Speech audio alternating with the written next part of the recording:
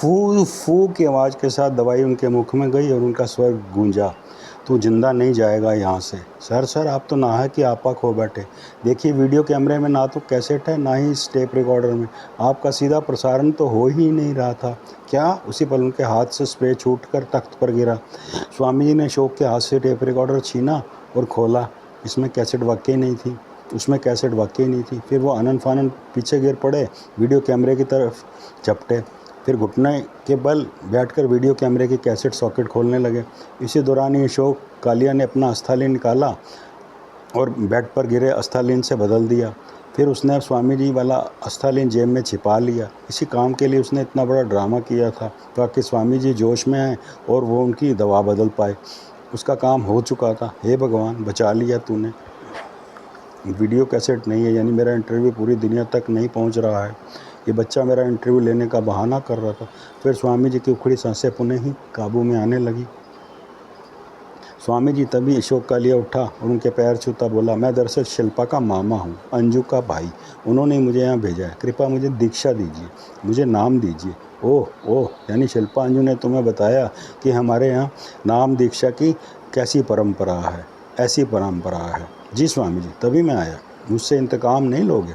मेरी इतनी औकात का मैं जानता हूँ। उनका चित्र आपकी लाइब्रेरी में सुरक्षित है और चरित्र आपके वजूद में सुरक्षित है।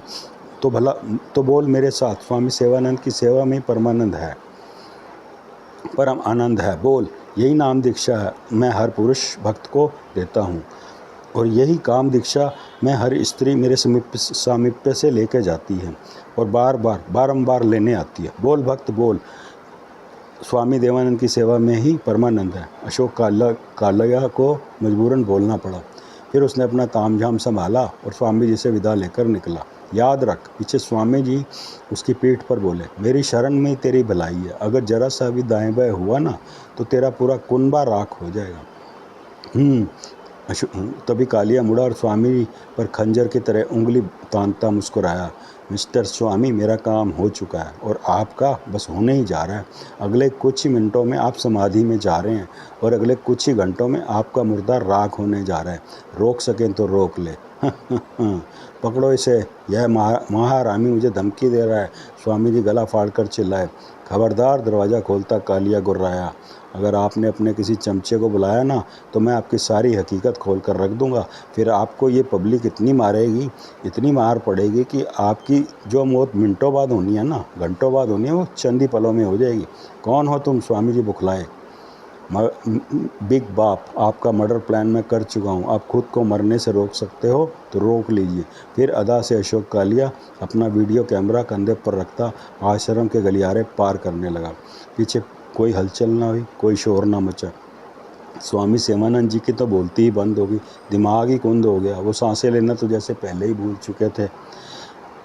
चुके थे कि वो हाँफ रहे थे। उन्हें अस्थालीन की डोज लेनी चाहिए, पर नहीं। इस समय तो उनके कानों में सिर्फ कालिया गूंज रहा था, काली नाग गूंज रहा था। आंखों में अशोक कालिया नाच रहा था कालिया की तरह।